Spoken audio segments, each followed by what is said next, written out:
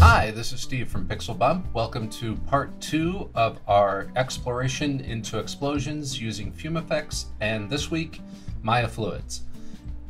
Just to recap, last week we created a particle system that we used to create an explosion from FumeFX, and now we're going to use that exact same particle system to create one with Maya Fluids.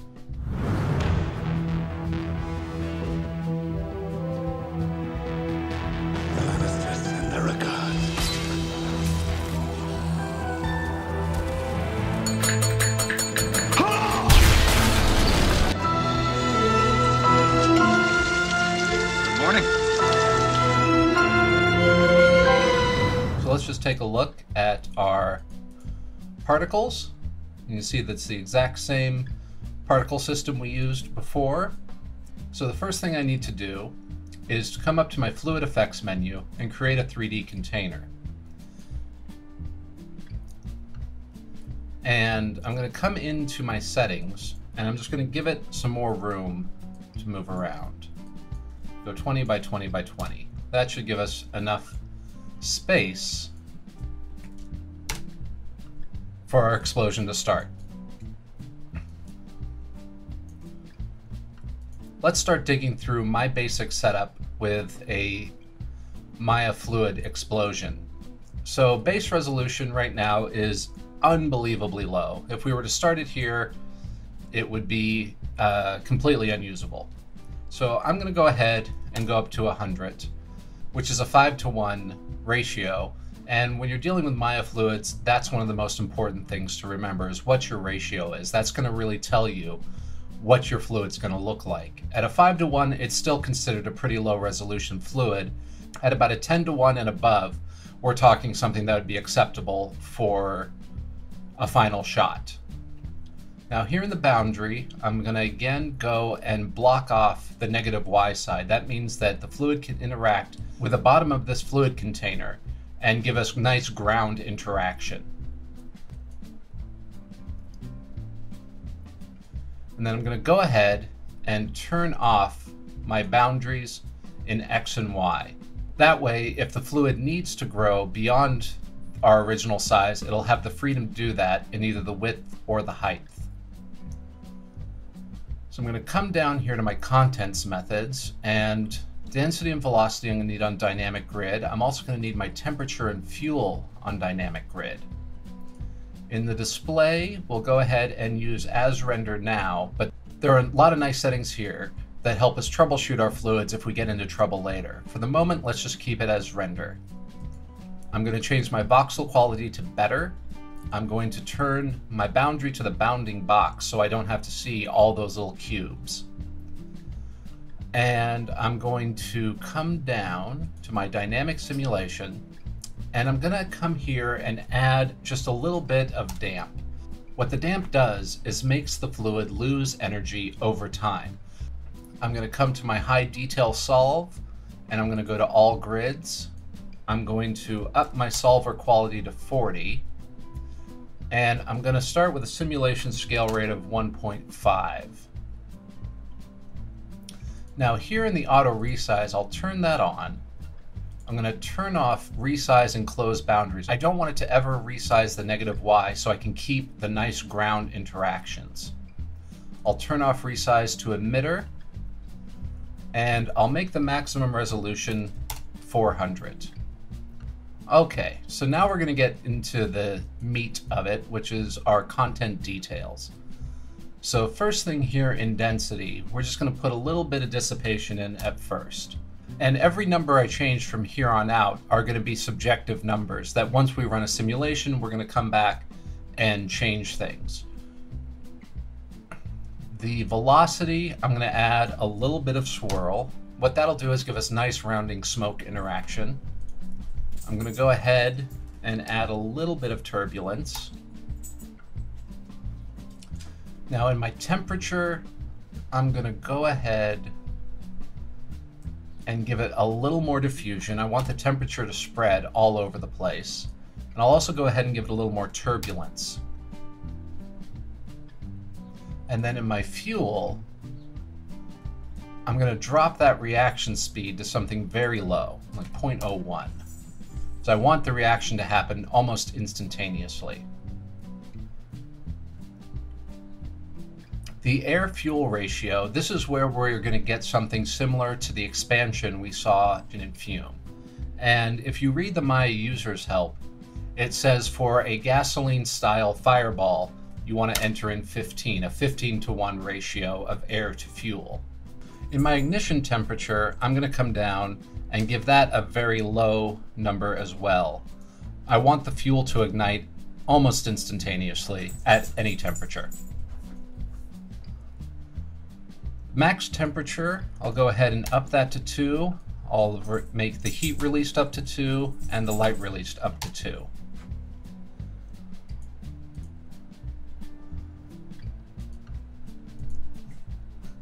Then in the shading, I'm going to come over to my color and I'm going to turn it black. This will become helpful later when we want to see our incandescence. And the incandescence for the moment, I'm going to leave that ramp alone. I'm going to leave my opacity ramp alone.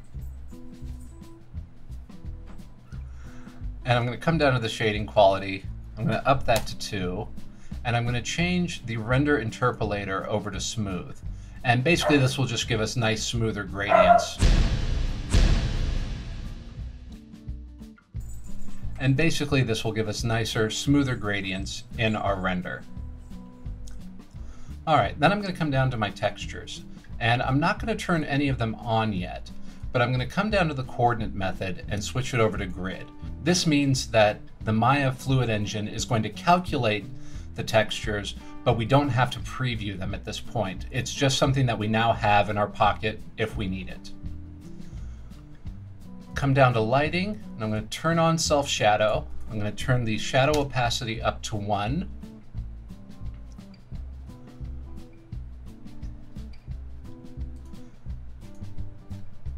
And I'm going to leave the rest of these settings as is. And just like when we did FumeFX, this is my base setup. This is kind of what I will do just about every time when I start a simulation. So now we need to add our particles to the scene. So we'll click on our particles, click on our fluid, and we will say emit from object. Now, if we look under our particles, we have a fluid emitter. And let's take a look at those emitter settings. So the omni emitter is just fine. Our rate is okay. Let's come down, make sure that we have everything added. And let's just reduce that fluid drop-off. We don't want a soft gradient drop-off as the fluid is emitted. Since we're going to have our particles moving through the fluid volume, I'm going to go ahead and turn on motion streak. Then I'll come down here to my fluid. My fluid emissions turbulence. I'll add just a little bit of turbulence to that. And I think we're going to be pretty good. Let's go ahead and just see what we've got based on this. Now, unlike with the FumeFX fluids, we don't have a separate simulation button to run. What we can actually do is just run the play button. And let me go ahead and switch over to our shaded view. And let's go ahead and hide our particles for a moment.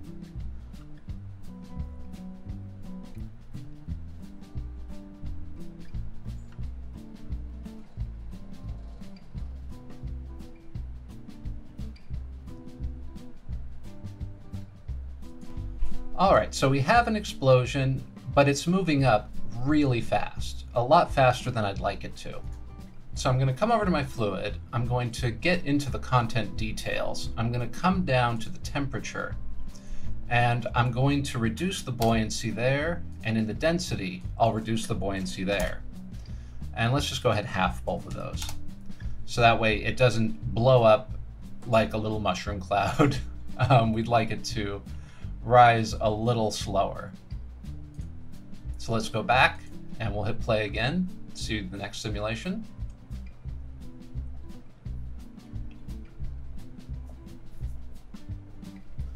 All right, so that's not bad, but that's still moving up a little faster than I'd like. So let's go down to maybe 0.8 and 0.25 for our density and our temperature buoyancy.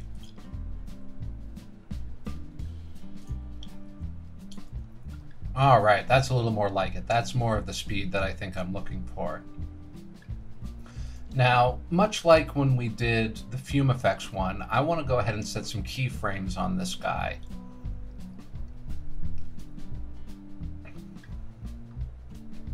And what I'm going to do is come down to my dynamic simulation, and I'm going to actually, again, up the simulation rate until about the 5th frame. I'm going to set a key. I'll come out to frame 10, or maybe frame 15,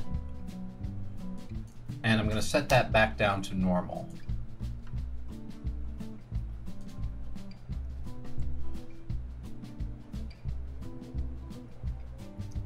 Then I'm going to come down to my turbulence, and again on frame 5, I'm going to up my turbulence to about 2, and by frame 10, I'm going to drop it back down to 0.2.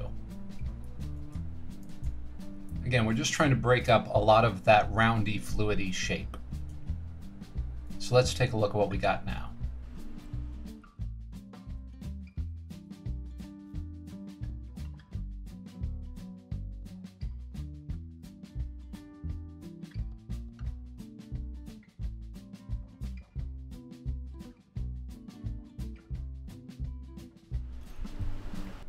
All right, that is definitely a more interesting shape, but it's a little more wild than even I would like it to be. So I'm going to drop my turbulence to half and set that key, and then we'll take another look.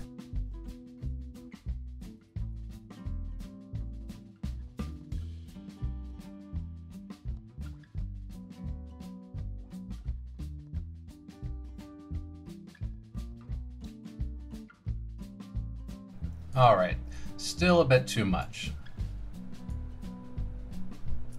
So let's go back to frame 5 here. And we'll half that turbulence again.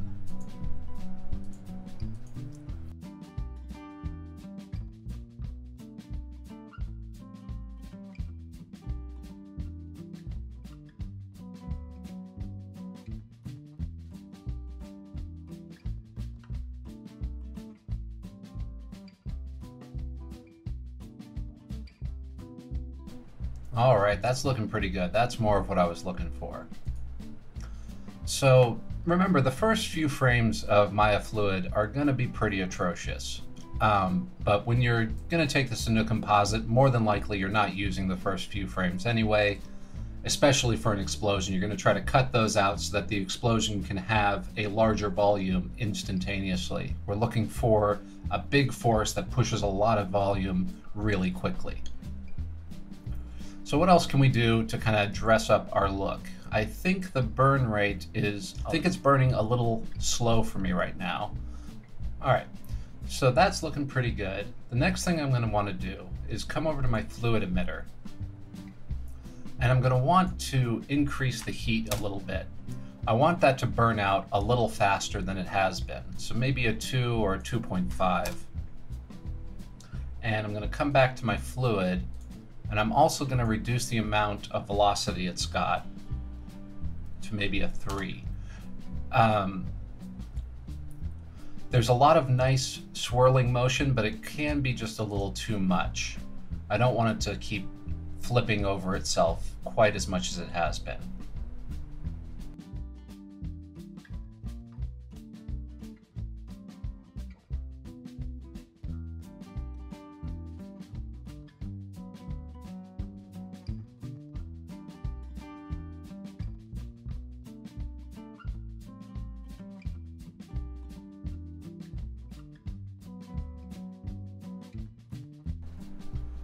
Okay, so now we're into this place where I'm not exactly certain why we're getting the look we are, but that's okay. I'm going to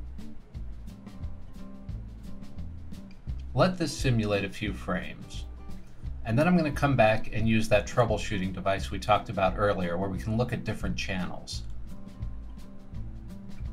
My guess is we probably either have too much heat or too much fuel, creating an explosion that's just getting a little too big. So I'm going to come over here, and in the display, let's take a look at our density. We have a lot of density, so we may want to reduce that. We have a lot of temperature, and we have a lot of fuel. All right, so we have a lot of everything across the board. So I think what I want to do is come in here, and I'm just going to start halving everything down. And let's try another simulation. Oh, my fuel was at 5. That would have been a lot of fuel.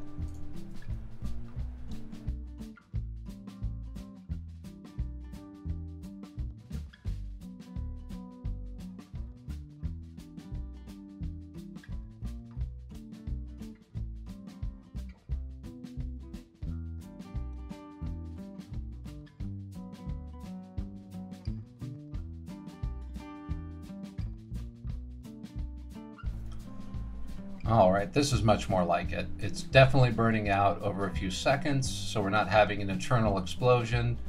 We've got a really nice shape here. We're getting some really great interaction. I think as far as the base explosion goes, we're looking pretty good. So let's talk a little bit about what we can do to bring this guy up. So we'll come over to our fluid shape, and we're going to come down to our shading, and we're going to start playing with some of these values. Now here we see we have a really nice fall off in the smoke. Now I like that, but if you want it to be denser, you want to come up here to your opacity and kind of give it a mountainous shape, just a really hard edge here. And you can see that's really bringing in a lot more opacity towards the edges. I personally think this is a little more interesting, a little more fun, so I'm going to leave it there. But what I might actually do is come in and eat away just a little bit there, just so it has a little less density and doesn't end up looking quite as thick. Next thing I want to do is come down to my incandescence ramp, and we're going to start playing with our ramp a little bit. I'm going to come in, give it a nice bright white. As its start color, I'm going to take this red, push it back, bring in more of these oranges and yellows, and really kind of play with, again, giving it a lot more color variation, just so it has a little more interest in it. Maybe get rid of that guy. There's a little too bright. There we go. And I'm going to bring in my black level here. So there's a much sharper fall off between the dark red and the black. And that's going to give us all this nice black charring around the edge of the explosion. So that's starting to look pretty good. So what we can do is let's first come back and let's up our resolution, and let's come down, and we'll just do 72 frames here. And I'm going to come ahead and create a new cache. I'm going to create a fluid cache so that it's writing every frame to the disk now. So that way, if I come back and I want to change the look a little more, I don't have to spend the time hitting play and waiting for the next simulation.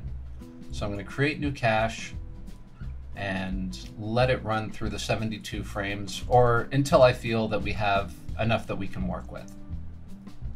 Okay, so our simulation has cached, and we're going to see a huge degradation in our performance right now because there's a lot of voxels in here that are being calculated. But the resolution is looking really good to me. Now let's go ahead and do a play blast just to see how the animation is. So I'm going to come in here, hit play blast, and we'll calculate out this animation.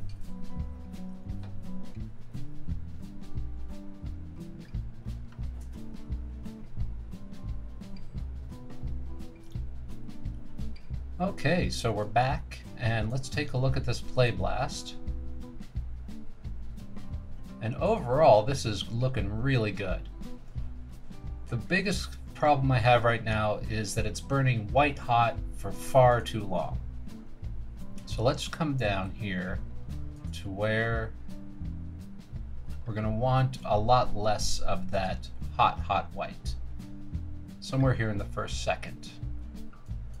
And let's come down to our shading. And we're just going to move it a little bit along this scale, maybe about 0.35. And I'm going to come in and I'm going to shorten the amount of time that this is bright and hot white. So it's just going to be there at the beginning.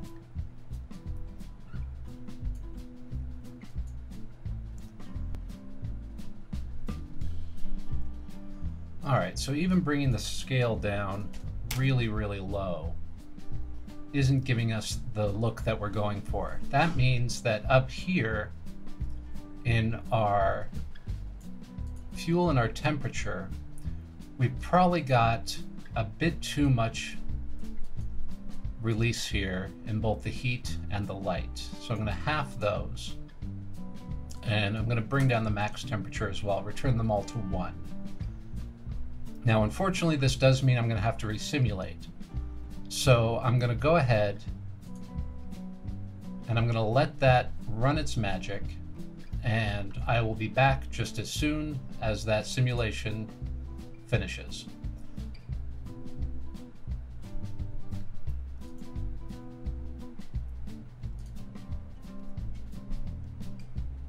Okay, so I had to make a few more adjustments while I was away. The first thing I did was came down and changed my ramp a little bit, just so that it wasn't such a bright white color, more of a hot yellow. And then I came over to my fuel and I dropped the max temperature, the heat release, and the light release down to 0.5, and I dropped my temperature scale down to 0.75. And that has given us a much more interesting explosion, much more of kind of the color scheme that I'm looking for, and here is a preview render of it.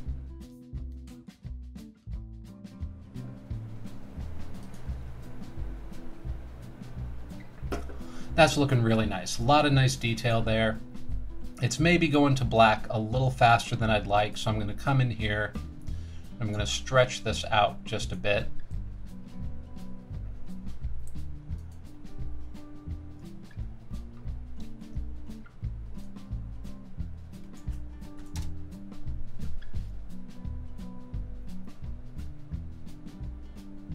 There we go. So now when I come back, I should get a little more time with the oranges and yellows. In fact, let's go ahead and take this guy back a bit more. There we go. Okay, so we're looking pretty good here, but let's go ahead and take a look at our textures, because that's going to give us a lot more nice detail here.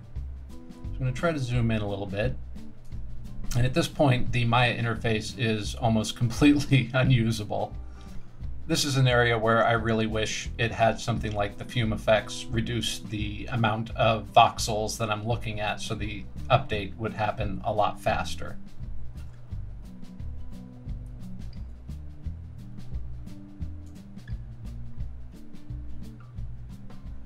There we go. Okay. So first thing I'm going to want to do is come in and try to texture the incandescence a little bit. And instead of a Perlin noise, I'm going to come down and choose to use space-time. This is just a fractal pattern that I think is really attractive. There's no real wrong one to use. Just find the one that you feel fits your look best. And one thing I'm going to come down here to do is turn on inflection. I've found for explosions that this works a lot better. And I'm going to bring my depth up a bit. There we go. And then I'm going to come down here and I'm going to play with the frequency a little bit. Let's try 5. Hey, that's looking pretty nice. Let's see what happens if we go up pretty high on that. Let's go to 20. And that's looking good, but we're starting to get a lot of little pock marks all over the explosion, which isn't necessarily what I want. Let's try something like maybe 7.5. There we go. That's looking nicer, a lot smoother in all the areas. Now, if we're going to use a texture, we want to make sure that the texture moves with the explosion. So the first thing we're going to want to do is come down here, come to texture time, create a new expression. And we're just going to say that the texture time is equal to time, and let's divide it by maybe 4. We don't want it to move too fast. Let's say 8. And we'll create that expression. This is the same kind of idea where in Fume we were animating the turbulence. Here we're going to animate the texture. And let's go ahead and add that same expression to the texture origin Y, and we're going to have it push up along with the explosion. So we'll create a new expression, we'll copy this down, and we'll say that is equal to time divided by 8. And we'll create the expression and close that out. And that'll give us a nice amount of animation in the texture itself. So that's looking pretty good. Let's see what happens if we texture opacity as well.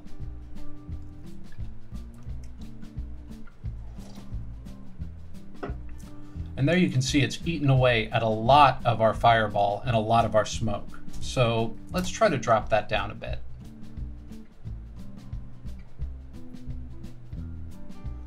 That's maybe a little too low. Let's try about a 0.5. There we go. And we'll come in and check out color as well, just to see what it's going to do. I don't expect it to do much or anything that you're really going to see, because right now we're really dealing mostly with incandescence. So I'm just going to click that back off. And maybe up my depth max to 5. All right. Now let's go ahead, come down here, make sure we're at half res, and I'm going to take a preview render. Okay, that is looking really nice. We're getting a lot of beautiful detail in here. And I think the only thing I really don't like is how black the smoke is. I think it's just a little too deep black. So I'm going to come in here and I'm just going to raise up its opacity a little bit. I'm sorry, raise up its brightness just a little bit. And I'm going to come in and give it a little bit of a ramp. So come up and pick an even lighter gray here. There we go. And now let's go ahead and take another preview render.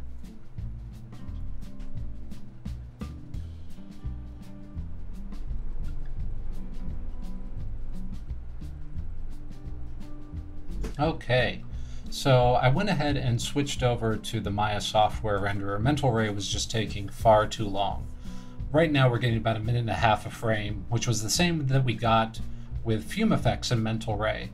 But with the Mental Ray renderer enabled, I was waiting for about 20 minutes and I didn't even get the full frame rendered yet. And that's something you definitely want to consider when you're trying to do fluids, is how are you going to get this out? Now, if you're at a big studio and you have a render farm, this isn't a problem. But for anybody who's trying to do this at home or learn, you really need to consider the render times as well when you're trying to figure out what you're going to use and how you're going to create an effect.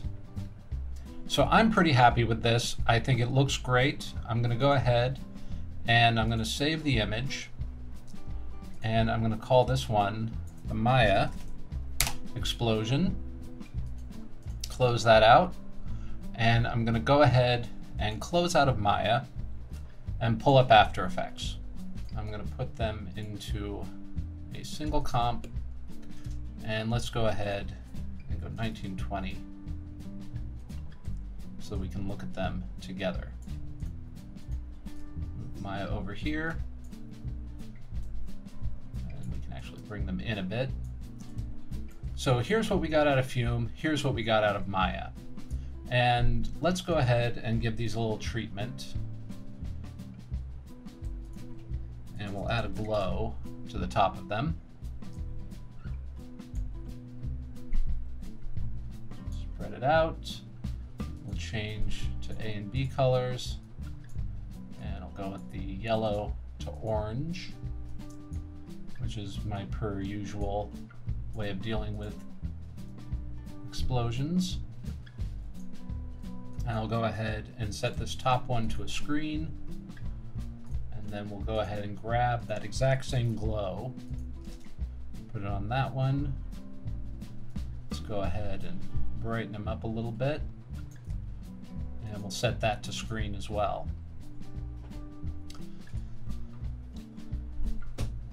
And here you go. So each one has a benefit, each one has a weakness.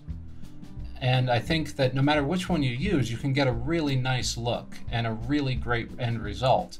You just have to decide what's going to work best for you in your pricing range, in your pipeline, in everything that you want to do.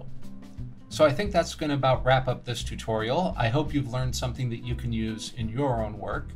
If you have any questions, please hit me up on Twitter or Facebook or in the comments. Thanks so much for watching. Go and create.